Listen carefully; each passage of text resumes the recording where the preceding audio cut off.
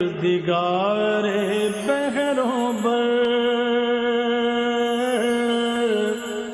پروردگار بحروں بر۔ اعوذ باللہ من الشیطان الرجیم، بسم اللہ الرحمن الرحیم۔ ان اللہ وملائکتہ یصلون علی النبی یا ایہا الذین آمنوا صلوا علیہ وسلموا تسلیما۔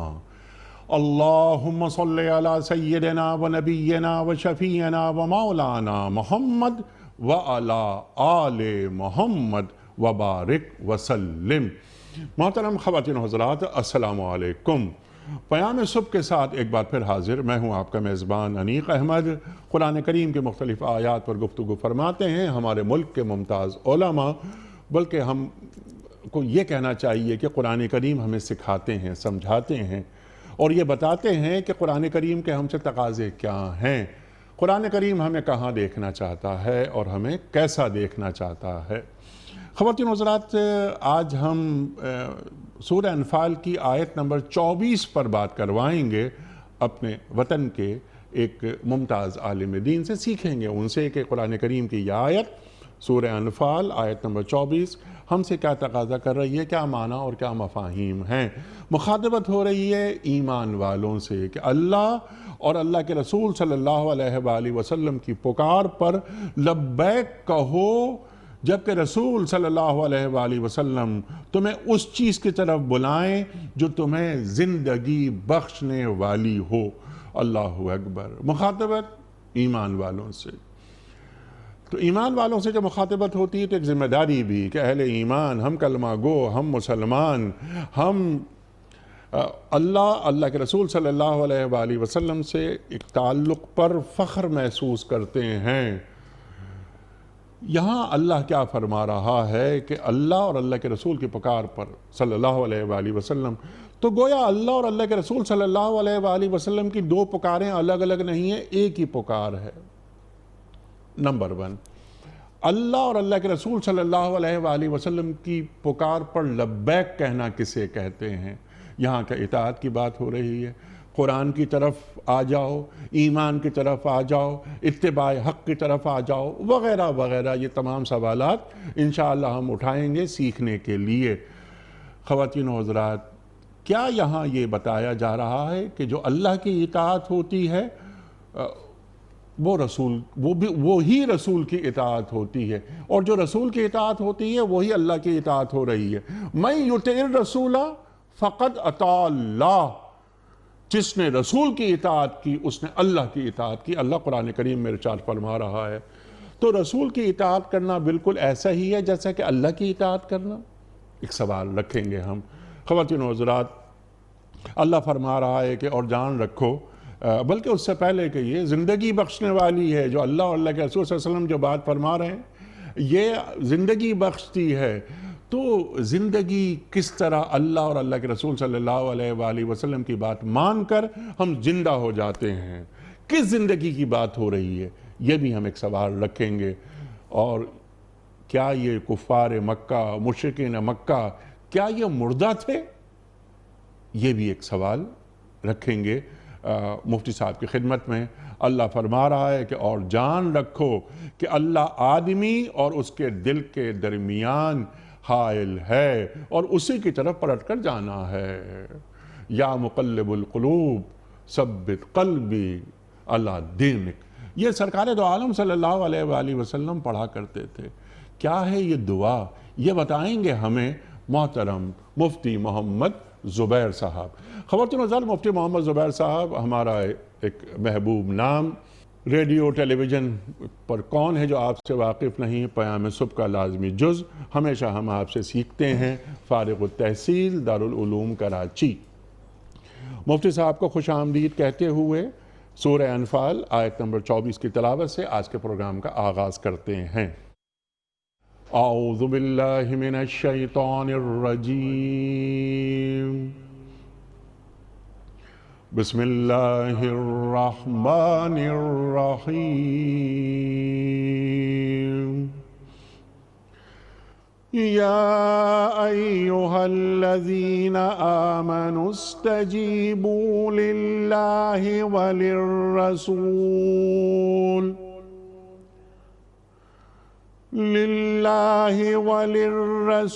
إذا دعاكم لما يحييكم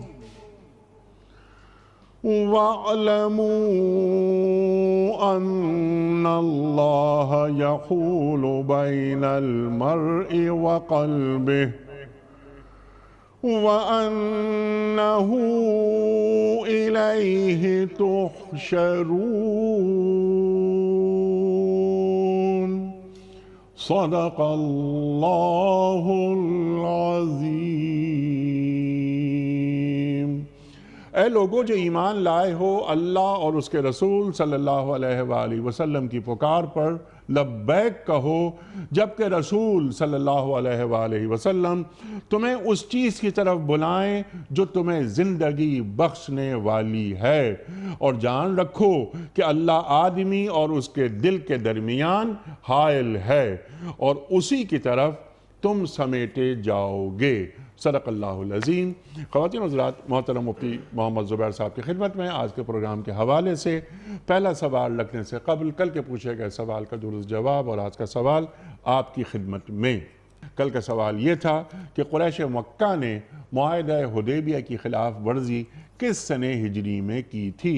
درست جواب 8 سنہ ہجری میں۔ آج کا سوال نوٹ فرما لیجئے۔ فرشتوں نے انسانی شکل میں آ کر حضرت ابراہیم علیہ السلام کو کس کی خوشخبری دی تھی؟ جنت کی یا بیٹے کی یا نبوت کی؟ جو درست جواب آپ سمجھتے ہوں روانہ فرمائیے۔ ہمارے فون نمبرز ہیں 0092213452709۔ ہمارا دوسرا فون نمبر ہے 0092234300980۔ ہمارا ای میل ایڈریس ps@dunyatv.tv۔ ہمارا SMS کا نمبر 3031 اور ہمارا واٹس ایپ کا نمبر ہے 009232182509194۔ حضرت ارشاد فرمائیے، بڑی اہم آیت، کئی پہلو اور کئی تہداریاں اس آیت کی۔ ارشاد فرمائیے، اللہ اہل ایمان سے مخاطبت کر رہا ہے، کیا مخاطبت ہو رہی ہے؟ بسم اللہ الرحمن الرحیم، نحمدہ ونصلی علی رسولہ الکریم، اما بعد۔ غیر معمولی پیغام پر مشتمل یہ قرآنی آیت ہے، اور ترجمہ تو آپ نے بیان فرما ہی دیا۔ یا ایھا الذین آمنوا استجیبوا للہ وللرسول اذا دعاکم لما یحییکم۔ اے ایمان والو، تم بات مانو، اطاعت کرو، حکم کو قبول کرو اللہ اور اس کے رسول کا صلی اللہ علیہ وسلم۔ آگے آیا اذا دعاکم لما یحییکم، جب رسول اللہ صلی اللہ علیہ وسلم تمہیں پکارے اس چیز کی طرف جو تمہیں حیات حقیقی، حیات جاودانی اور زندگی عطا کرے گی، جب تمہیں اس بات کی طرف اللہ کے رسول صلی اللہ علیہ وسلم پکارے تو تم اللہ کے رسول کی اس پکار کو، اس دعوت کو قبول کرو۔ سب سے پہلی بات تو یہاں بڑا قابل غور نکتہ ہے کہ ایک تو اس آیت کا ایک مخصوص واقعہ شان نزول اور پس منظر ہے۔ میں اس کو بیان کرنے سے پہلے یہاں ایک اور نکتے کی طرف ضرور اشارہ کرنا چاہتا ہوں، وہ یہ ہے کہ دیکھیں، ایک ہے جمال نبوت، ایک ہے کمال نبوت۔ ہم سرکار دو عالم صلی اللہ علیہ وسلم کے جمال، حسن کا تذکرہ کرتے ہیں اور کرنا چاہیے، عین عبادت ہے، جتنا ہو سکے تذکرہ کرنا چاہیے۔ جمال نبوت کا تذکرہ خوشگوار ہے، اعلیٰ ہے، عمدہ ہے، طبیعتوں میں فلاح، نجاح، انقلاب پیدا کرنے والا ہے، محبت پیدا ہوتی ہے، عشق اور عقیدت رسول صلی اللہ علیہ وسلم کا ایک لازوال اور خوشگوار جذبہ پیدا ہوتا ہے۔ یقیناً جمال نبوت کا تذکرہ ہونا چاہیے، لیکن اگر آپ غور کریں تو اللہ رب العزت نے جمال نبوت کا تذکرہ جہاں فرمایا، اور ہمیں جس بات پر اس سے بھی زیادہ فوکس کرنے کی ضرورت ہے وہ ہے کمال نبوت۔ چنانچہ آپ اگر قرآن کریم کے اندر غور فرمائیں تو آپ نے بھی کچھ آیتوں کی طرف اشارہ کیا، بلکہ کچھ آیات آپ نے پڑھی جہاں کہیں رسول صلی اللہ علیہ وسلم کا تذکرہ آئے گا، اطاعت کا تذکرہ آئے گا۔ من یطع الرسول فقد اطاع اللہ. اب آپ دیکھ رہے ہیں اطاعت اللہ کی اطاعت. وما ارسلنا من رسول الا لیطاع باذن اللہ. رسول صلی اللہ علیہ وسلم کو ہم نے نہیں بھیجا مگر اس لیے کہ اللہ کے حکم سے ان کی اطاعت کی جائے. سبحان اللہ. قل ان کنتم تحبون اللہ فاتبعونی. اتباع آ گیا. تو اتباع ہے، اطاعت ہے، بات کو ماننا ہے، حکم پر چلنا ہے، نقوش پائے مصطفیٰ پر چلنا ہے، اور بار بار اسی کی تلقین اور تاکید کی جا رہی ہے. تو پتہ چلا کہ جمال نبوت کا تذکرہ بھی ہونا چاہیے. اس سے زیادہ فوکس کمال نبوت پر اس لیے ہے کہ میرے اور آپ کے لیے تقلید کا جو پہلو ہے وہ زیادہ کمال نبوت، احکام رسالت، احکام رسول صلی اللہ علیہ وسلم کے اندر ہے. مثال کے طور پر علی صاحب، اس کو میں آسان لفظوں میں مثال سے سمجھاؤں. آپ صلی اللہ علیہ وسلم کی پیاری انگلی مبارک ایسی تھی، آنکھ مبارک ایسی تھی. اب ظاہر سی بات ہے کہ نبی کا جو حسن و جمال ہے اس تک تو کوئی پہنچ بھی نہیں سکتا، اور میں اور آپ اگر ہمیں یہ حکم دیا جائے ہم اس کے مطابق کر لیں تو یہ تو غیر اختیاری چیز ہے. ہم اپنی انگلی، اپنی آنکھ، اپنا چہرہ اس طرح بنا نہیں سکتے. لیکن جہاں تک نبی کی نماز کا تعلق ہے، جہاد کا تعلق ہے، حکم کا تعلق ہے، آپ صلی اللہ علیہ وسلم کی تبلیغ کا تعلق ہے، ذکر، تلاوت، محاسبہ، مراقبہ کا تعلق ہے، آپ صلی اللہ علیہ وسلم کی عبادات کا حکم ہے، جا بجا قرآن کریم اس کی اطاعت کرنے کا حکم دے رہا ہے. اس آیت کے اندر بھی یہی ہوا. یا ایھا الذین آمنوا استجیبوا للہ وللرسول اذا دعاکم. جیسے اطاعت کی پوری سیریز چل رہی ہے، اطاعت رسول، اطاعت پیغمبر، اتباع پیغمبر، یہاں پر بھی یہ کہا جا رہا ہے کہ اللہ اور اس کے رسول صلی اللہ علیہ وسلم کی اطاعت کرو، حکم کو مانو. ایک تو ہمیں یہ ذہن کے اندر رکھنا چاہیے کہ نبی کے ساتھ صحیح عقیدت، سچا عشق، صحیح پیار ہم اسی وقت اس کا دعویٰ کر سکتے جب ہم اطاعت رسول کریں. اگر ہم اطاعت نہیں کرتے، ان المحب لمن یحب مطیع، جو محبت کا دعویٰ کرتا ہے، جس سے محبت کا دعویٰ کرتا ہے وہ اس کی اطاعت ضرور کرتا ہے. اگر میں اطاعت نہیں کرتا، میرا قول نبی کے قول کے مطابق نہیں، فعل نہیں، کردار نہیں، میری زندگی نہیں ہے، تو پھر یاد رکھیے عشق رسالت، محبت رسالت کے اندر ہم اپنے دعوے میں اس طرح کا صحیح حق ادا نہیں کر رہے. ہمیں اطاعت رسول پر آنا چاہیے. اس نقطے کو خاص طور پر ذہن میں رکھنا چاہیے. دوسرے نمبر پر استجیبوا للہ وللرسول. آپ نے انٹرو کے اندر بھی ایک بات کی طرف اشارہ کیا. یہاں آیت میں عربی ترکیب یہ ہے کہ شروع میں تو کہا جا رہا ہے اللہ کی بات مانو، اور پھر ساتھ میں کہا جا رہا ہے رسول کی بات مانو. اللہ اور رسول صلی اللہ علیہ وسلم دونوں کا تذکرہ ہے. لیکن آگے چل کر اذا دعاکم، یہ جو دعاکم جب وہ پکاریں، یہاں پر تثنیہ کا یعنی دو کا صیغہ نہیں ہے، بلکہ کہا جا رہا ہے جب نبی تم کو بلائیں، جب نبی تم کو پکاریں. تو پیچھے تو اللہ کا بھی تذکرہ تھا آیت میں، رسول صلی اللہ علیہ وسلم کا بھی تذکرہ تھا. تو ایسا کیوں ہوا کہ آگے چل، یعنی شروع میں کہا جا رہا ہے استجیبوا للہ وللرسول، اللہ اور اس کے رسول کی بات مانو، اور آگے چل کر کے کہا جا رہا ہے جب رسول تم کو بلائیں تو ان کی دعوت کو قبول کرو. تو پھر اب اس آیت کے آخری والے اس حصے کے اندر، دوسرے جز کے اندر اللہ کا تذکرہ کیوں نہیں؟ اس کا جواب وہ ہے جو آپ نے انٹرو کے اندر دیا کہ دراصل نبی کی اطاعت اللہ کی اطاعت ہے.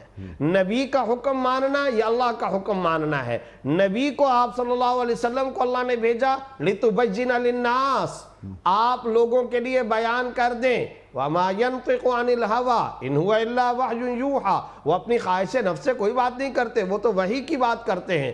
تو نبی کی بات کو اللہ کی بات مانا جائے. اسی سے ایک ہمیشہ کے لیے قانون پتہ چل گیا. وہ کیا؟ وہ یہ ہے، یہ بتائیے کہ نبی صلی اللہ علیہ وسلم نے اپنی زبان اقدس سے، زبان مبارک سے قرآن بھی پیش کیا، حدیث بھی پیش کی ہے یا نہیں کی ہے؟ جب حدیث بھی پیش کی ہے، آنا پڑے گا آپ کو اس بات پر کہ وحی کی دو قسمیں ہوتی ہیں. ایک وحی مطلوب ہے اور ایک وحی غیر مطلوب ہے. وحی مطلوب سے مراد وہ وحی جس کی تلاوت کی جاتی ہے، اس کو قرآن کہتے ہیں. غیر مطلوب جس کی قرآن کی طرح تلاوت نہیں کی جاتی، وہ ہے حدیث رسول. تو یاد رکھیے انیق صاحب، استجیبوا للہ وللرسول کے بعد جب اذا دعاکم کہا ہے تو اس سے حجیت حدیث کا نقطہ بھی سامنے آ رہا ہے. حدیث کو بھی ماننا ہوگا، سنت رسول کو بھی ماننا ہوگا، فعل رسول کو بھی ماننا ہوگا. یہ جو کہا جا رہا ہے کہ رسول کی اطاعت دراصل اللہ کی اطاعت ہے، اس کو اور واضح طور پر خود اس آیت میں بیان کر دیا اللہ نے، من یطع الرسول فقد اطاع اللہ، کہ جو رسول کی اطاعت کرے گا وہ دراصل اللہ رب العزت کی اطاعت ہے.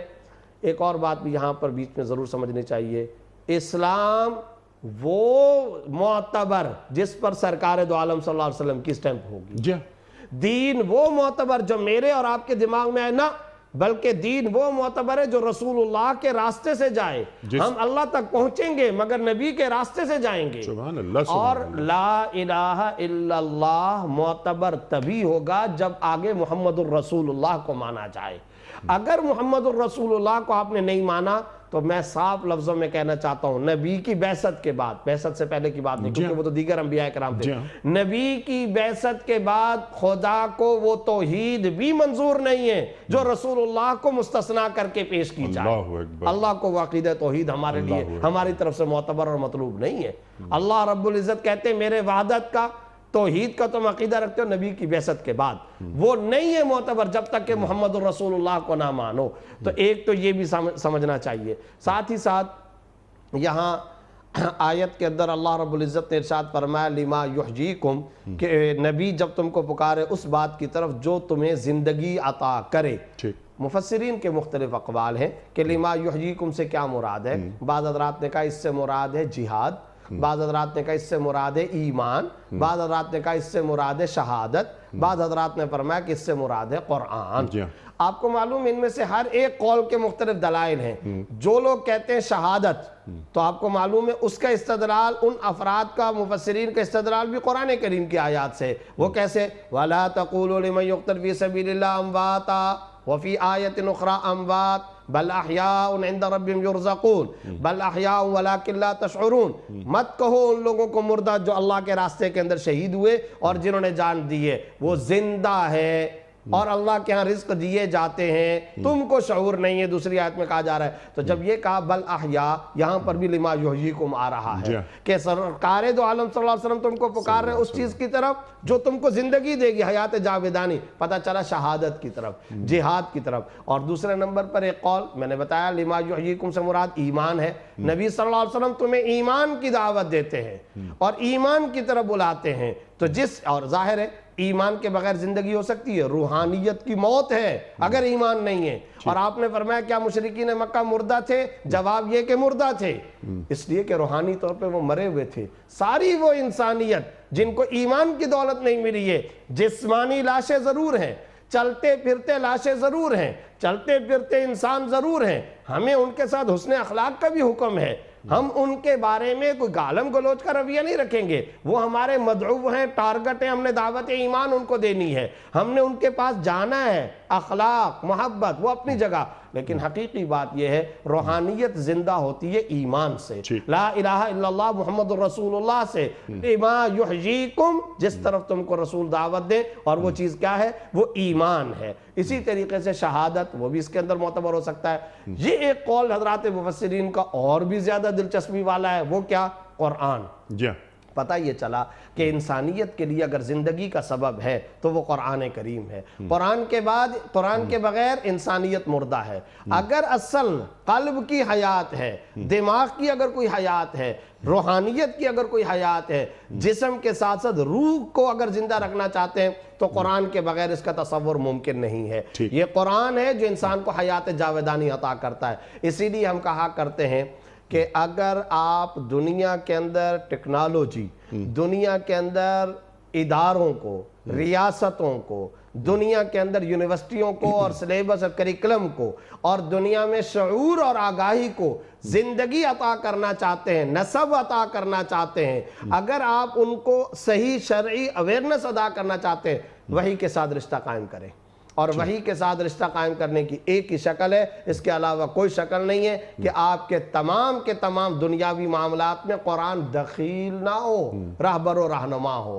قرآن کریم کو سپیس نہ دیں، امامت کرے. قرآن کریم کو برکت کی کتاب نہ رکھیں، دستور بنائیں. قرآن کریم کو آپ پارلیمان کی کتاب بنائیے. قرآن کریم کی آیات پہ ڈیبیٹ کیجئے. مسلم ممالک کی تمام اسمبلیاں اس بات کی سزاوار شرعاً پابند ہیں آیات قرآنی کو سامنے لایا جائے اور اس کے اوپر ڈیبیٹ کریں. سورہ نمل کی صورت میں آپ کی خارجہ پالیسی طے ہونی چاہیے. آپ کا الذین مکناہم فی الارض اقاموا الصلاۃ وآتوا الزکاۃ کے نتیجے میں آپ کی چیریٹی والی ایک اسٹیٹ، ویلفیئر اسٹیٹ یہاں پر طے ہونی چاہیے. لِإِيلَافِ قُرَيْشٍ إِيلَافِهِمْ رِحْلَةَ الشِّتَاءِ وَالصَّيْفِ فَلْيَعْبُدُوا رَبَّ هَذَا الْبَيْتِ الَّذِي أَطْعَمَهُم مِّن جُوعٍ وَآمَنَهُم مِّن خَوْفٍ. پیس، امن ہونا چاہیے. ریاست کا، اسٹیٹ کا قانون بیان ہو رہا ہے. اور اطعمہم من جوع، معاش آپ کی ٹھیک ہونی چاہیے، معاش اور روزگار سے ہی ہونا چاہیے. یہ مجھے بتائیے کہ یہ باتیں کوئی مفتی بول رہا ہے، کوئی مولوی صاحب بول رہا ہے؟ یہ اللہ کا قرآن ہے. لما یحییکم، معاش کے بغیر زندگی نہیں ہے، ریاست کے بغیر زندگی نہیں ہے، اکانومی کے بغیر زندگی نہیں ہے، آپ کے پارلیمان کے بغیر زندگی نہیں ہے. وشاورہم فی الامر کے بغیر آپ کیسے پارلیمان کو چلائیں گے؟ تو ہمارے ہاں بعض لوگوں کے دماغوں کے اندر کیا بات ہے، میں یہ قول ضرور اس کو ذرا وضاحت کے ساتھ بیان کرنا چاہتا ہوں. لما یحییکم، پاکستان کی زندگی قرآن ہے انیق صاحب، ہماری قومی زندگی قرآن ہے. سماج مردہ ہے اگر قرآن نہ ہو، ہمارا تعلیمی نظام بانجھ ہے اگر قرآن نہ ہو، ہماری یونیورسٹیاں بانجھ ہیں اگر قرآن نہ ہو. کریکلم کا بنیادی جز قرآن کریم ہونا چاہیے. ہماری زندگی کے اندر صرف اور صرف برکت کا حصہ نہیں، صرف اور صرف یہ کام نہیں کرنا ہے کہ ہم نے تبرک کے لیے رسمیات کے طور پر قرآن کریم کو رکھا. نہیں، آپ مجھے ایک بات بتائیے، کیا آکسیجن کے بغیر انسان کی زندگی ہے؟ لما یحییکم، اللہ تعالیٰ فرما رہا ہے قرآن کے بغیر انسانیت کی زندگی نہیں ہے، آکسیجن ختم ہو جائے گا. جو آپ نے فرمایا نا کہ مسلمان کی زندگی آکسیجن کے بغیر، انسان کی زندگی آکسیجن کے بغیر، اللہ اکبر، ممکن نہیں ہے، ممکن نہیں ہے نا. حضرت مسیح علیہ السلام کا ایک قول مجھے یاد آ رہا ہے. آپ فرماتے ہیں کہ انسان روٹی سے نہیں زندہ رہتا، اس کلمے سے زندہ رہتا ہے جو اللہ کی طرف سے آتا ہے. سبحان اللہ، سبحان اللہ اکبر. تو مسلمان کی زندگی، اہل ایمان، یا ایھا الذین آمنوا کا ذکر ہو رہا ہے، یہاں سے آیت شروع ہو رہی ہے. تو یہ سلطنت، ملک، بادشاہت سے مسلمان زندہ نہیں رہتا، اللہ کی اطاعت سے، قرآن کی اطاعت سے زندہ رہتا ہے. بے شک یہی ہے. اللہ اور پھر آپ اندازہ لگائیے، اللہ نے یہاں یہ لفظ نہیں استعمال فرمایا لما یحییکم. بہت خوبصورت لفظ ہے. میں غور کرتا رہا اس لفظ پر کہ رسول تم کو بلا رہے ارے اس طرف جو تم کو زندگی عطا کرے گی چیز، یعنی زندگی عطا کرنے والی. صرف ترقی کی بات نہیں کی ہے، صرف اور صرف یہ نہیں ہے کہ آگے بڑھنے کا. ارے بھائی وہ بات کی بات ہے، تمہاری زندگی قرآن کے بغیر نہیں ہے. بجز قرآن نیست، سبحان اللہ، قرآن کریم کے بغیر کچھ بھی نہیں ہے. گر تو می خواہی مسلمان زیستن، نیست ممکن جز بقرآن زیستن. اب یہ زیستن کا جو لفظ ہے کہ زندگی ممکن نہیں ہے قرآن کریم کے بغیر، خدا کرے یہ نقطہ ہمیں سمجھ جائے. اقبال نے یہی الفاظ سبحان اللہ، سبحان اللہ، سبحان اللہ، سبحان اللہ. قرآن ہماری زندگی ہے، یہ دین ہماری زندگی ہے. اور جو آپ نے بالکل وضاحت کر دی یہ بات کہ یہ روحانی زندگی کی بات ہو رہی ہے. کفار زندہ تھے، بظاہر زندہ تھے، لیکن وہ چلتے پھرتے لاشیں، روحانی طور پر مردہ، روحانی طور پر مردہ. اچھا ذرا سا میں چاہ رہا ہوں کہ آپ سے ایک بات اور سیکھیں ہم، کہ یہاں جو بات فرمائی جا رہی ہے کہ اللہ اور اللہ کے رسول صلی اللہ علیہ وآلہ وسلم کی اطاعت سے تم زندہ رہتے ہو، تمہیں زندگی نصیب ہوتی ہے، تو کیا ہر پہلو کا احاطہ کیا جا رہا ہے اس میں؟ بالکل ہر پہلو کا. اب میں سوال کرتا ہوں، جیسے آج معاشی طور پر ہم اطاعت قرآن کے ذریعے معیشت میں، سماج میں، سیاست میں، اخلاقیات میں، عسکری قوت میں، ہر جگہ ہم زندگی کیسے پا سکتے ہیں؟ ارشاد. ما فرطنا فی الکتاب من شیء، ٹھیک، ہم نے قرآن میں کسی چیز کو نہیں چھوڑا. ٹھیک. آج آپ کو سٹاک ایکسچینج، بینکنگ، انشورنس، معاشیات کے اندر کئی لا یکون دولتم بین الاغنیاء منکم، یہ وہ اعلیٰ درجے کی روحانی اور وحی پر مشتمل تعلیم، اور یہ وہ جملہ ہے پوری کی پوری معیشت کی پالیسیوں کو واضح کرتا ہے. امیر امیر تر نہیں ہوگا، غریب غریب تر نہیں ہوگا. یہ کیپٹلزم، سرمایہ دارانہ نظام، اس کا بیڑا غرق کیا ہے، تباہ کر دیا ہے، دھجیاں بکھیری ہیں کئی لا یکون دولتم بین الاغنیاء منکم کے اندر. اور ساتھ ہی ساتھ یہ بات بھی ہے کہ سوشلزم کے اندر جس طرح معیشت میں ایکولیٹی کا کہا جاتا ہے، معیشت میں مساوات کا تصور اسلام میں نہیں ہے، انصاف کا تصور ہے. ایک ہے مساوات، کیسے ہو سکتا ہے؟ قرآن کریم کیا کہہ رہا ہے؟ وَرَفَعْنَا بَعْضُهُمْ عَلَى بَعْضٍ دَرَجَاتٍ لِيَتَّخِذَ بَعْضُهُمْ بَعْضًا سُخْرِيًّا نَحْنُ قَسَمْنَا بَيْنَهُمْ مَعِيشَتَهُمْ فِي الْحَيَاةِ الدُّنْيَا. ہم ان کے درمیان زندگی کے اندر معیشت کو تقسیم کرتے ہیں. پتہ چلا نحن قسمنا، ایک تو ہم کرتے ہیں. دوسرے نمبر کیا ہے؟ ورفعنا بعضهم فوق بعض درجات، ہم نے لوگوں کو ایک دوسرے پر درجات اور فوقیت دی ہے، لیتخذ بعضهم بعضا سخریا، تاکہ بعض لوگ دوسرے بعض لوگوں کے تابع بن کر ایک دوسرے سے کام نکالیں۔ سارے امیر تو امیر ترین بن جائے، سڑکیں کون بنائے گا؟ یہ لک اور یہ پہاڑوں کو تراش خراش کون کرے گا؟ یہ سارے بحری راستے اور یہ مزدوری کون دنیا میں کرے گا؟ سارے تو بن گئے نواب شہزادے۔ یہ تو ہو رہا ہے نا، یہ دنیا میں نظر آ رہا ہے کہ کچھ لوگ بڑے اعلیٰ درجوں پہ ہوتے ہیں، کچھ لوگ کم درجوں پہ ہوتے ہیں، دنیا کا نظام چلتا ہے اور پوری دنیا میں یہ ہو رہا ہے۔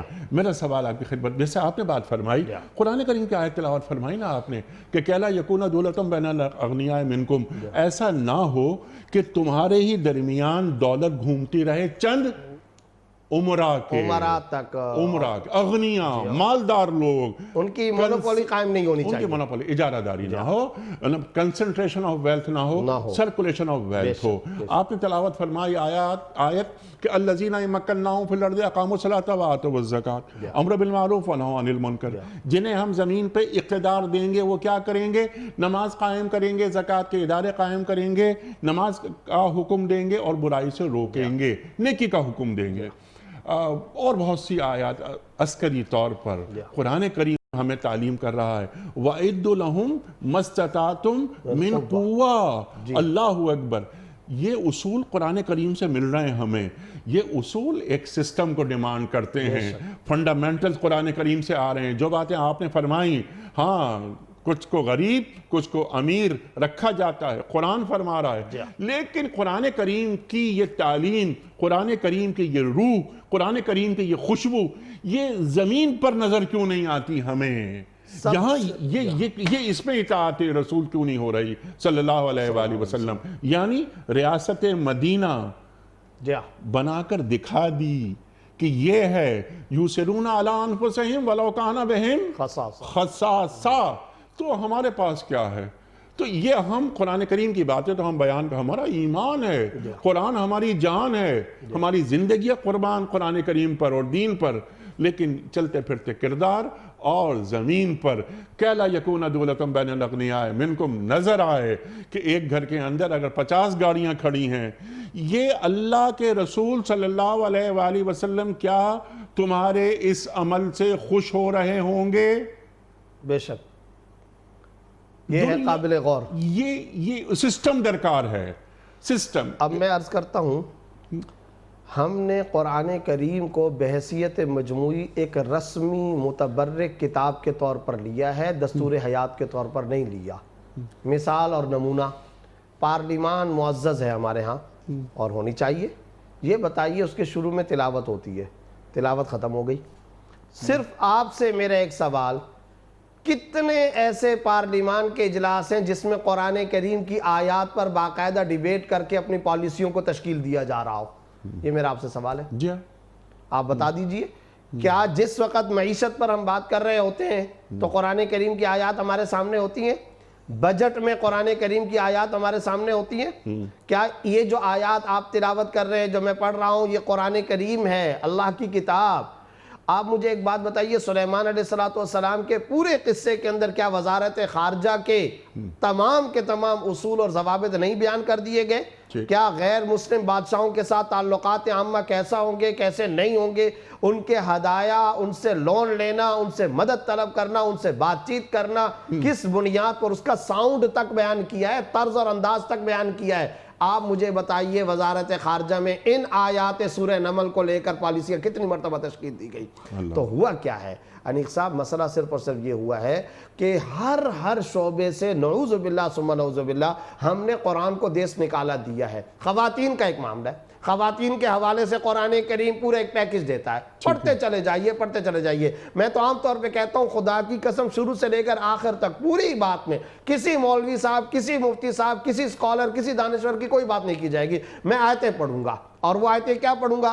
وَقَرْنَ فِي بُيُوتِكُنَّ وَلَا تَبَرَّجْنَ تَبَرُّجَ الْجَاهِلِيَّةِ الْأُولَىٰ، یہ قرآن کریم بول رہا ہے۔ قرآن کریم دوسری جگہ پہ بول رہا ہے وَلَا يُبْدِينَ زِينَتَهُنَّ إِلَّا مَا ظَهَرَ مِنْهَا، قرآن کریم ایک اور جگہ پہ کہتا ہے یا ایھا النبی قل لأزواجک وبناتک ونساء المؤمنین یدنین علیہن من جلابیبہن۔ آپ مجھے بتائیے ہمارے خواتین کے ہاں ان آیات کو کب انڈر ڈیبیٹ لایا گیا؟ کب ان پر بات چیت کی گئی؟ ابھی میں آپ کو تازہ ایک مثال ذکر کرتا ہوں. پاکستان کے اندر کئی دفعہ یہ جو ریپ کے زیادتیوں کے واقعات ہوئے، موٹر وے پر واقعات اور اس طرح کے جو واقعات ہوئے، ان واقعات پر ہوا کیا ہے، میں نے اپنی آنکھوں سے عجیب منظر دیکھا اور میں نے توبہ کی. میں اللہ رب العزت سے معافی مانگتا ہوں اور آج بھی میں اسی درد دل کے ساتھ کہنا چاہتا ہوں. کیا ہے؟ عجیب و غریب بات ہے کہ یہ سزا دی جائے گی، یہ سزا دی جائے گی، یہ سزا دی جائے گی. کسی کو یہ توفیق نہیں ہے، میرے کسی اینکر دوست اور بھائی کو کسی کو یہ توفیق نہیں. سورہ نور تو کھول لوں، اللہ سورہ نور میں کیا کہہ رہا ہے؟ میں ان سزاؤں کے اوپر جو پہلے سے ہیں اور رسمی طور پہ پاکستان میں بھی نافذ ہیں لیکن عملی طور پر نافذ نہیں ہے. کسی کو انیق صاحب یہ توفیق نہیں ہے کہ بدکاری کی ان سزاؤں کو میں قذافی اسٹیڈیم میں نافذ کروں، میں کراچی کی شارع فیصل پر نافذ کروں، میں کراچی کے نشتر پارک میں نافذ کروں. کوئی اس طرف نہیں آ رہا. کیوں اللہ کا قرآن نہیں کھولا جاتا ہے؟ میں کب کہہ رہا ہوں میرے مسلک کے مطابق قانون سازی کریں، میں کب کہہ رہا ہوں میرے اسکول آف تھاٹ کے مطابق قانون سازی کریں، میں کب کہہ رہا ہوں میری سوچ کو آپ لے کر کے آئیں. جتنے اچھا میں حیران ہوتا ہوں، کئی ہماری این جی اوز کی خواتین، کئی سارے مختلف افراد جو ٹاک شوز کے اندر پینل کے اندر موجود ہوتے ہیں، اب ان کی باتیں سنیے اور وہ کیا کہتے ہیں، یہ سزا یوں ہونی چاہیے، یہ سزا یوں ہونی چاہیے، ان کو یوں تکلیف دے موت دینی چاہیے، ان کے چیچڑے اڑا دو، ان کے ٹکڑے ٹکڑے کر دو، ان کا قیمہ بنا دو. میں نے کہا جی میں تو کچھ نہیں کہوں گا، نہ شروع سے بات کروں گا، نہ کوئی بات اپنی طرف سے نہیں کروں گا. میں تو سورہ نور کھول کے بیٹھا ہوں. کیوں نہیں لاتے اس بات پر؟ کیوں نہیں آتے اس بات پر؟ یا تو یہ طے کرو قرآن اللہ کا کلام ہے کہ نہیں ہے، طے کرو. سارے کے سارے طے کریں، عدلیہ طے کریں، پارلیمان طے کریں، اینکر طے کریں، سیاستدان طے کریں، میرے عوامی دوست طے کریں، برادران اسلام طے کریں. قرآن اللہ کا کلام ہے یا نہیں ہے؟ حلق سے مت نکالو، دل سے بتاؤ، دماغ سے بتاؤ، عقیدے کی بنیاد پر بتاؤ، نظریے کی بنیاد پر بتاؤ. اللہ کا کلام ہے یا نہیں؟ اس کا جواب دیں گے جی اللہ کا کلام ہے. تم اللہ کے معاملات کو اور اللہ کے قوانین کو اللہ سے زیادہ جانتے ہو؟ مخلوق کو خالق ہی نہ جانے تو کون جانے گا؟ اللہ نے ان تمام معاملات کے لیے فیصلے نازل کیے کہ نہیں کیے؟ اور پھر لما یحییکم کہا ہے نا. آپ بتائیے کتب علیکم القصاص کے اندر کیا کہا ہے؟ وہاں پر قصاص کو، خون کے بدلے خون کو، جان کے بدلے جان کو حیات کہا ہے. حیات لأولی الالباب، کتب علیکم القصاص فی القتل. خود قرآن کریم کہہ رہا ہے. ہمارے ہاں ملک کے اندر ایک لمبے زمانے تک قصاص کی سزا کو ہی معطل رکھا گیا. وہاں پر بھی اللہ تعالیٰ یہ کہہ رہے ہیں اس میں تمہاری زندگی ہے. یہاں پر بھی لما یحییکم کہا ہے. تو آپ اندازہ لگائیے اللہ ایک ایک حکم کے بارے میں کہہ رہے ہیں تمہاری زندگی اس میں ہے، تمہاری زندگی اس میں ہے. تو اصل مسئلہ جو مرض کی جڑ ہے اس کی انویسٹیگیشن ایک لفظ میں وہ یہ کہ مکان کی اوپننگ پر ہم آیتوں کی تلاوت کریں گے، شاپنگ سینٹر کے افتتاح پر ہم تلاوت کریں گے، شادی بیاہ کی تقریب میں مولوی صاحب کو بلا کر چند نقوش اور الفاظ قرآنی کی تلاوت کروائیں گے، برکت کے لیے. ہم برکت اور تبرک کے لیے نعت شریف اور برکت اور تبرک کے لیے قرآن کریم کی آیات کی تلاوت کروائیں گے. شادی کی تقاریب کا آغاز جو ہفتے بھر شادی ہوگی اس کا آغاز تلاوت قرآن کریم سے ہوگا، قرآن خوانی گھر میں کی جائے گی. لیکن اس کے الفاظ کو سمجھنا، معنی پر آنا، یہ کام ہم نے نہیں کرنا ہے. اور پوری کی پوری بحثیت مجموعی عالم اسلام نے رسمیات کی کتاب بنایا ہے. انیق صاحب سادہ اور آدھے منٹ کا جملہ اسی قرآن کریم کو دستور حیات نہ سمجھنے کی وجہ سے آج پوری کی پوری امت مسلمہ زوال اور تباہی اور پستی کا شکار ہے. زوال، پستی، تباہی، آپ نے 3 لفظ استعمال کیے. کیا یہ اللہ اور اللہ کے رسول صلی اللہ علیہ وآلہ وسلم کی آواز پر لبیک کہنا اسے کہتے ہیں جو عالم اسلام کر رہا ہے؟ کبھی بھی نہیں، کبھی بھی نہیں. کیا ہمارے اعمال جس کے تعلق سے اکثر ہم ایک بات عرض کرتے ہیں کہ یہ قولی اقرار ہے اور عملی انکار ہے، تو پھر ہمیں حیات، وہ حیات جو یہ قرآن بیان کر رہا ہے، وہ حیات ہمیں نصیب کیسے ہوگی؟ اور پھر یہی ہو رہا ہے جو اسی آیت کے اگلے حصے میں بیان کر دیا. وَعْلَمُوا أَنَّ اللَّهَ يَحُولُ بَيْنَ الْمَرْءِ وَقَلْبِهِ وَأَنَّهُ إِلَيْهِ تُحْشَرُونَ. پھر یاد رکھو جب تمہارا یہ وطیرہ ہوگا کہ اللہ کے احکام کو سنا انسنا کر دو گے، جب تمہارا یہ طریقہ کار ہوگا کہ تم اللہ کے احکام سے روگردانی کرو گے، نہیں آؤ گے تم اس طرف، اور خدا کے رسول کی پکار کا جواب نہیں دو گے، جب تم قرآن کی طرف نہیں آؤ گے، تو پھر اب ایک موقع ایسا آتا ہے ان اللہ یحول بین المرء وقلبہ. اللہ رب العزت حائل بن جاتے ہیں بندے اور اس کے دل کے درمیان.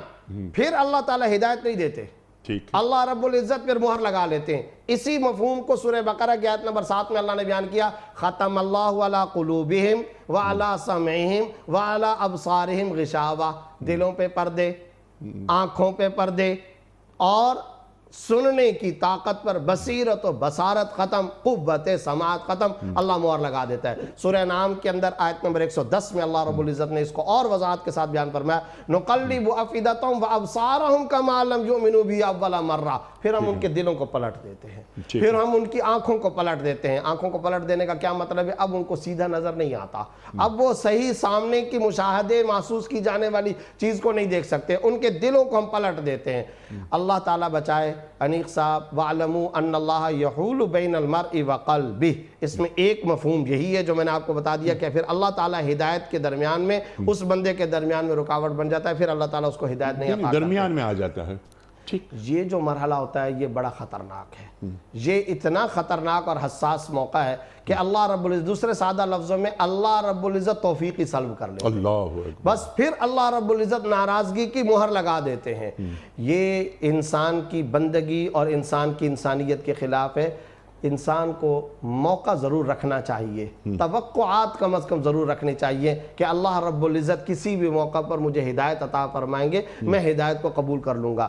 لیکن اگر اس کو اس کے حال پہ چھوڑ دو، یہ جب مرحلہ آتا ہے نا کہ اس کو اس کے حال پر چھوڑ دو، اور یہ باپ نہیں بیٹے کے بارے میں کہہ رہا، باس نہیں اپنے ملازم کے بارے میں کہہ رہا، یہ کوئی حکمران نہیں اپنے عوام کے رعیت کے کسی فرد کے بارے میں، یہ اللہ کہہ رہا ہے بندوں کے بارے میں۔ اور جب اللہ ہی ایک طرف کو ہو جائے تو پھر آپ کو معلوم ہونا چاہیے کہ یہ ذبح بغیر سکین کے، بغیر چھری کے ذبح کرنا ہے۔ ایک حدیث میں آپ صلی اللہ علیہ وسلم نے ایک گناہ کے بارے میں ارشاد فرمایا کہ جب انسان وہ گناہ کرتا ہے تو اللہ رب العزت کے بارے میں آپ صلی اللہ علیہ وسلم نے فرمایا کہ اللہ تعالیٰ وکیل الیہ، انسان کو اسی کے حوالے کر دے۔ اللہ، اس سے زیادہ بد نصیب کون ہوگا، اس سے زیادہ بد نصیب کون بندہ ہوگا جسے اللہ اس کے حال پہ چھوڑ دے۔ بتائیے۔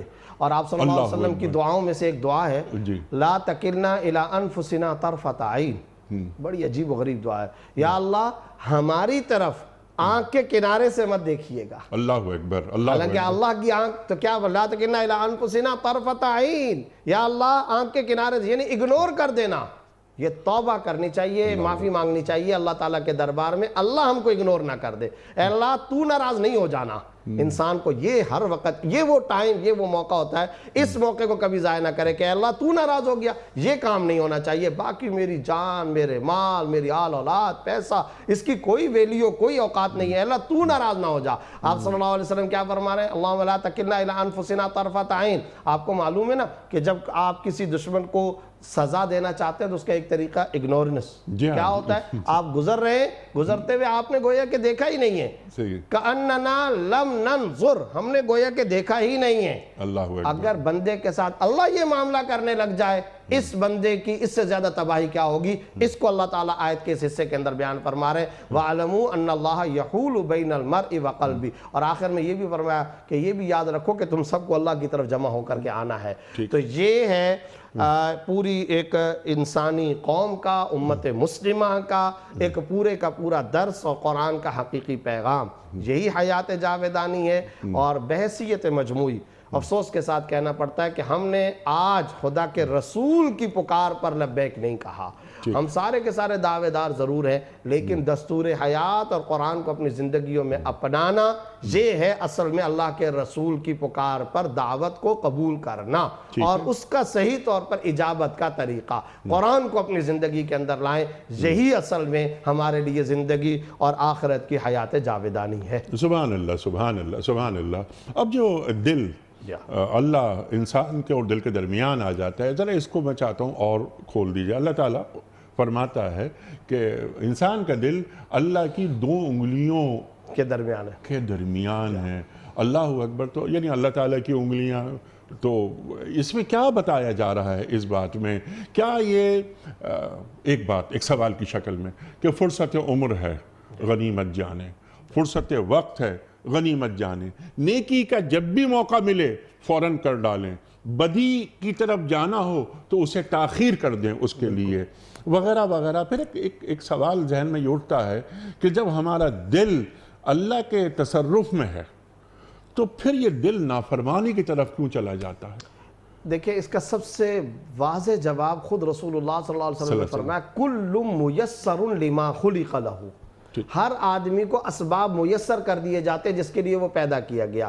کیا مطلب؟ یعنی جب انسان کے اندر اللہ کی طرف لپکنے کا، اللہ کی طرف محتاجی کا، اللہ کی طرف جانے کا جب انسان کے اندر یہ جذبہ ہوتا ہے، اپنی سی کوشش کرتا رہتا ہے، چاہت، قلبی آرزو، دماغ کی تمنا یہی ہے کہ میں اللہ کو راضی کروں. اب کیا ہوگا؟ اللہ تعالیٰ نیکی کی توفیقات دیتے رہیں گے. یہ بھی مطلب ہے وَعَلَمُوا أَنَّ اللَّهَ يَحُولُ بَيْنَ الْمَرْءِ وَقَلْبِهِ وَأَنَّهُ إِلَيْهِ تُحْشَرُونَ. یہ ایک مطلب یہ بھی ہے کہ جب انسان اللہ کی طرف متوجہ ہوتا رہتا ہے، موڈ اور اپنا مزاج اللہ کی طرف رکھتا ہے، استغنا نہیں اختیار کرتا، بے نیازی نہیں اختیار کرتا. پہلے بندہ اگنور کرتا ہے، پھر اللہ اگنور کرتے ہیں. اللہ اکبر. پہلے بندہ استغنا کا اظہار کرتا ہے، پھر اللہ مستغنی ہو جاتے ہیں. فَلَمَّا زَاغُوا أَزَاغَ اللَّهُ قُلُوبَهُم وَاللَّهُ لَا يَهْدِي الْفَاسِقِينَ. تو یہ جو بات ہے، تو اس کے بارے میں یہ بات ذہن کے اندر رکھیے کہ یہ موقع کہ انسان نیکی کی طرف متوجہ رہے، مائل رہے.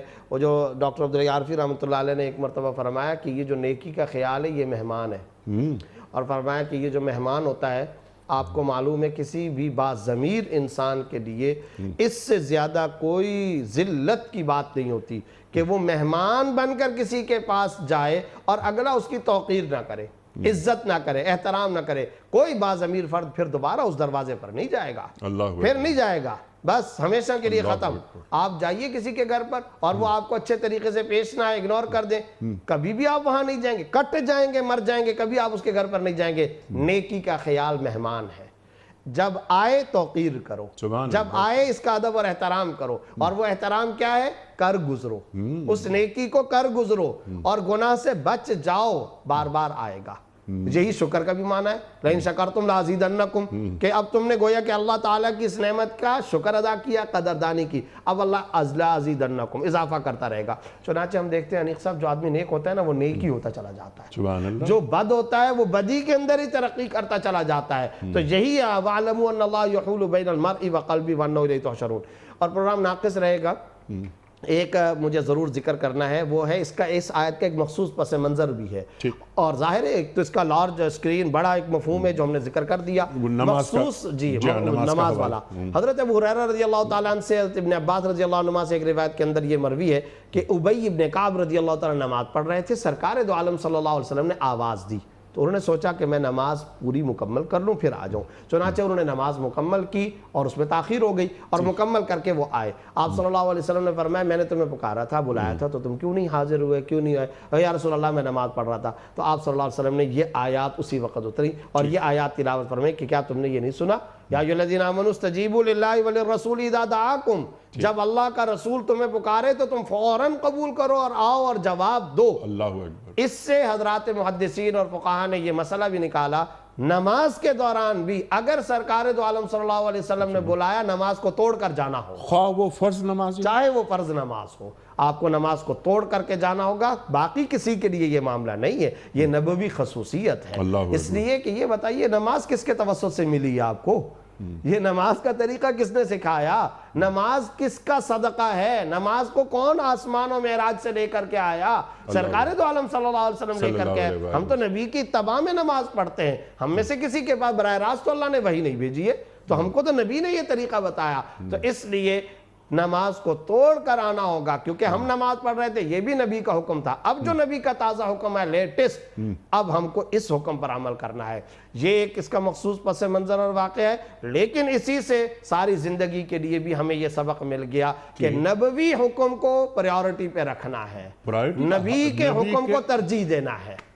اللہ اور اللہ کے رسول صلی اللہ علیہ وآلہ وسلم کے حکم پر عمل کرنا امت مسلمہ پر واجب ہے، واجب ہے، فرض ہے، اور اس کو ماننا عقیدے کے طور پر یہ اتنا بڑا لازم ہے کہ اگر آپ نہیں مانیں گے تو دائرہ اسلام سے خارج ہو جائیں گے. اللہ اکبر. اور عملی طور پر فرض اور واجب کہا جائے گا، اور عقیدے کے طور پر وہ واجب اور پکا عقیدہ ہوگا. سبحان اللہ. مفتی صاحب ایک سوال اور ذہن میں آیا، آپ نے بالکل واضح کر دی یہ بات کہ اگر نماز پڑھ رہا ہے آدمی اور اس کی ماں آواز دیتی ہے اور وہ نماز فرض نہیں ہے، نوافل پڑھ رہا ہے، تو کیا وہ بندہ نماز توڑ سکتا ہے؟ جی ہاں، نفل نماز اگر ہو تو وہ توڑ سکتا ہے، اور والدہ کے حکم پر، والدہ کی آواز پر اس کو جواب دینا ہوگا. اسی طریقے سے اگر وہ نماز کے انیق صاحب اس میں ذرا فقہاء نے تھوڑی سی تفصیل لکھی ہے، اگر وہ نماز کے ایسے مرحلے کے اندر ہے کہ جس مرحلے کے اندر اب نماز کا بالکل اختتامی حصہ چل رہا ہے، مثال کے طور پر اتحیات کی صورت ہے، تو اب ایسی صورت میں واجب حصے کو پورا کر لے، اتحیات کو پورا کر لے، درود شریف اور دعا کو چھوڑ دے، سلام پھیر کر والدہ کی طرف چلا جائے۔ لیکن اگر پہلی رکعت ہے، 4 رکعتیں پڑھ رہا تھا، 2 رکعتیں پڑھ رہا تھا، پہلی رکعت ہے یا درمیانہ حصہ ہے، ایسی صورت میں اگر نفل نماز ہے تو پھر والدہ کی بات کو سننے کے لیے جائے گا اور نماز کو توڑ دے گا، بعد میں اس نفل کی قضا کرے گا۔ یہ شرعی طور پر فتویٰ ہے اور حکم ہے۔ سبحان اللہ، سبحان اللہ، بالکل واضح کر دیا آپ نے یہ بات مفتی صاحب۔ ٹو ڈوز بھی آپ نے بیان فرما دیے کہ ہمیں کرنے کے کام کیا ہیں۔ اللہ اور اللہ کے رسول صلی اللہ علیہ وآلہ وسلم کی اطاعت، آپ کی آواز پہ لبیک کہنا تاکہ ہمیں زندگی حاصل ہو، حقیقی زندگی، روحانی زندگی، روحانی زندگی ہمیں حاصل ہو۔ مفتی صاحب میں آپ کا بڑا شکر گزار ہوں، بڑا ممنون۔ یا مقلب القلوب ثبت قلبی علی دینک۔ انشاءاللہ کسی اور پروگرام میں اس موضوع پہ بات کریں گے کہ اللہ کے رسول صلی اللہ علیہ وآلہ وسلم کیوں یہ دعا مانگتے تھے۔ لاسٹ منٹ ارشاد فرما دیں۔ میں عرض یہ کرتا ہوں، بلکہ اچھا ہے اس پروگرام کے آخر میں اس دعا کا آج سے ہمیں اہتمام کرنا چاہیے۔ یہ آپ صلی اللہ علیہ وسلم کی دعا ہے، ترجمہ اس کا یہ: اے دلوں کو پلٹنے والے، ہمارے دل کو استقامت عطا فرما اپنے پیغام اور دین پر۔ یا مقلب القلوب ثبت قلبی علی دینک، وفی روایت اخری یا مقلب القلوب ثبت قلبی علی طاعتک، اپنے دین پر، اپنے اطاعت پر۔ اچھا ایک اور روایت ہے، یا مصرف القلوب صرف قلبی علی طاعتک، اے دلوں کو پلٹنے والے، پھیرنے والے، ہمارے دلوں کو پلٹ دیجئے، پھیر دیجئے اپنے دین اور اپنی اطاعت پر۔ جیسا کہ آپ نے اس حدیث قدسی کے اندر فرمایا تھا کہ آپ صلی اللہ علیہ وسلم کی حدیث قدسی ہے کہ اللہ فرماتے ہیں بندے کا دل میری 2 انگلیوں کے درمیان ہے۔ پتہ چلا دل کا مکمل اختیار اللہ تعالیٰ کے ہاں ہے، جیسے چاہتے ہیں اللہ تعالیٰ پلٹتے ہیں، تصرف کرتے ہیں۔ جب یہ معاملہ ہے تو ہر وقت نیاز مندی کے ساتھ، استغنا کے بغیر، چاہت اور احتیاج کے ساتھ، محتاج بن کے، ضرورت مند اور نوکر و غلام بن کے اللہ سے بار بار یہ مانگنا چاہیے: اللہ میرے دل کو اپنے دین پر قائم رکھ، خاتمہ ایمان پر فرما، اے اللہ اسی طرح مجھے زندگی عطا فرما، اور جب موت ہے ختامہ مسک، خاتمہ خوشبودار ہو جائے۔ یہ خاتمہ خوشبودار کیسے ہوتا ہے؟ انما الاعمال بالخواتیم، اعمال کا دار و مدار اختتامی کیفیت اور اختتامی حالت پر ہے۔ تو یہ کیسے ہوتا ہے؟ جو زندگی میں اطاعت کرے گا، زندگی میں کلمے کی اور ان دعاؤں کا اہتمام کرے گا، مرتے وقت بھی یہی کچھ سامنے آئے گا۔ اللہ بچائے جو زندگی کے اندر بے رخی کا طرز، روگردانی، بغاوت، سرکشی کا طرز رکھے گا تو اختتام بھی اسی طریقے سے ہوگا۔ آج میں یہ ضرور ذکر کرنا چاہتا ہوں کہ یہ جو دعا آپ نے بیان فرمائی، یا مقلب القلوب ثبت قلبی علی دینک، دین پر استقامت اور ثابت قدمی کے لیے اس دعا کو یاد بھی کر لینا چاہیے، اور ہر نماز کے بعد اس کو اپنی نماز کے دعا کے طور پر ضرور شامل کرنا چاہیے، چلتے پھرتے اس کا اہتمام کرنا چاہیے۔ سبحان اللہ، سبحان اللہ، سبحان اللہ، سبحان اللہ۔ مفتی صاحب آپ کا بڑا شکر گزار۔ خواتین و حضرات، بڑے ممنون ہیں ہم مفتی زبیر صاحب کے تشریف لائے اور قرآن کریم کی یہ آیت یعنی سورہ انفال کی آیت نمبر 24 پر تفصیلی گفتگو آپ نے فرمائی۔ خواتین و حضرات، یہ اللہ کا پیغام ہے، اور یہاں تو آیت شروع ہی ہو رہی ہے یا ایھا الذین آمنوا سے، اہل ایمان سے مخاطبت ہو رہی ہے۔ تو ذمہ داریاں کیا ہیں ہماری؟ دین ہم پر کیا ذمہ داریاں عائد کرتا ہے؟ مفتی صاحب نے بالتفصیل گفتگو فرمائی۔ اللہ آپ کو جزا دے، سلامت رکھے مفتی صاحب۔ وقت یہاں مکمل ہوا ہمارے آج کے پروگرام کا کوئز۔ کل کا سوال یہ تھا کہ قریش مکہ نے معاہدہ حدیبیہ کی خلاف ورزی کس سنہ ہجری میں کی تھی؟ درست جواب 8 سنہ ہجری میں۔ آج کا سوال نوٹ فرما لیجئے۔ فرشتوں نے انسانی شکل میں آ کر حضرت ابراہیم علیہ السلام کو کس کی خوشخبری دی تھی؟ جنت کی، بیٹے کی یا نبوت کی؟ جو درست جواب آپ سمجھتے ہوں روانہ فرمائیے۔ ہمارے فون نمبرز ہیں 0092213452709۔ ہمارا دوسرا فون نمبر ہے 0092213300980۔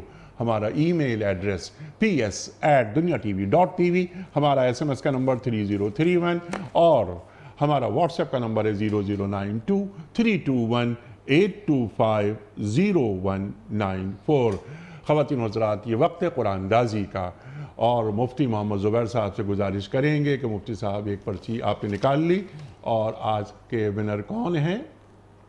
یہ ہیں کوئی زمیر نور سکھر سے۔ زمیر نور صاحب سکھر سے۔ آپ کی خدمت میں دنیا ٹی وی کی جانب سے دینی کتب پر مشتمل گفٹ ہیمپر آپ کے گھر بذریعہ کوریئر روانہ کیا جا رہا ہے۔ آپ کو بہت بہت مبارک ہو۔ اختتام ہوتا ہے پیام صبح کا روزانہ ایک قول پر، اور وہ قول ہوتا ہے صاحب نہج البلاغہ امیر المومنین حضرت علی مرتضیٰ کرم اللہ وجہہ کا۔